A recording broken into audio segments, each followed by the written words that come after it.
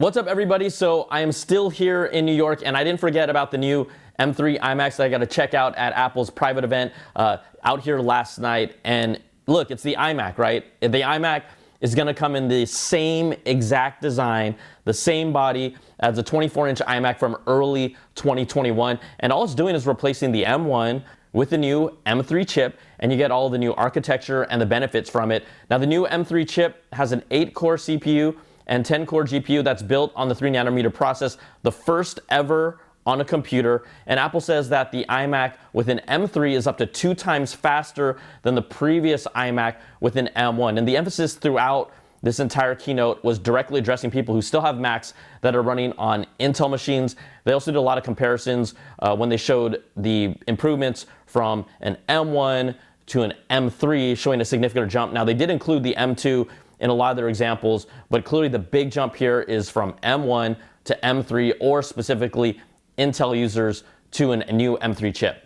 They also said that the new M3 iMac is up to 2.5 times faster than the fastest 27-inch models, and then even 4 times faster than the previous 21.5-inch models. Those are the earlier silver designs, right? But look, there's going to be no new colors here. So if you remember what came in early 2021, same design, right? Same exact colors now, but faster. But also, there you are going to get some new wallpapers that are exclusive for this new model. So, yay! The new iMac now supports up to 24 gigs of memory. Also, you can go up to 2 terabytes of storage. And the biggest advancement here is obviously the M3 chip and its new GPU. It has the hardware accelerated mesh shading that enables the rendering of more visually complex scenes. And then hardware accelerated ray tracing that comes to the Mac for the first time for realistic lighting, shadows, and reflections, all on the new M3 chip. So the quality of gaming has significantly improved here. And as more and more developers are bringing titles to the Mac, we've seen, some of you might say this is a slow burn, but they're starting to put in all the tools and all the features that they need. And now it's just up to those AAA gaming titles to come to the Mac platform. But this is a work in progress, and we've seen that Apple is committed to pushing gaming forward, which is one of the biggest distinguishing factors for that next generation, whether they're looking at a PC or a Mac.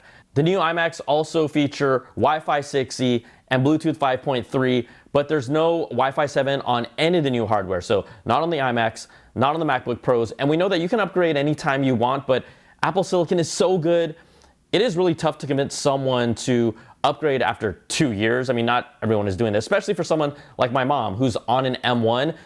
I just don't think that I'm going to be upgrading her anytime soon. But these are machines now that people will keep for 3 years to 5 years, or honestly even more. And Wi-Fi 7 feels like a miss for future connectivity. Now, another thing that was maybe a little like, a little head scratcher, why didn't this happen? Where are the USB-C accessories? You know, we know that it comes with the color matched keyboard and mouse and fabric cable, but they're still connected through Lightning. And USB-C has been a big push. We know that USB-C is still going to happen, but the fact that these accessories, even the back of the machine is USB-C, those 4 ports back there. So yeah, I think that that's another place where they missed, and I don't know when it's coming, but we should have really seen USB-C accessories for this new generation M3 iMac. Now, the biggest jump that you will feel if you're on an M1 and you're upgrading to an M3, it has to be the media engine that is an absolute beast.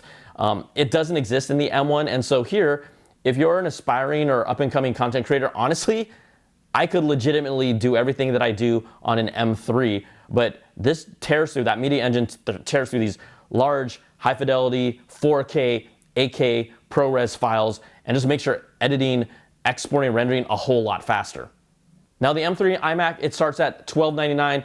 That's the price of the previous model. It is available to order today, and then orders will start shipping out to customers on November the 7th. So I'm going to wait to get my hands on it for a full review. I'm going to put it through its paces. I'm going to test it out, and you can come back to this channel to check it out. But there you go, a first look and hands-on on the new M3 iMac with the new M3 chip.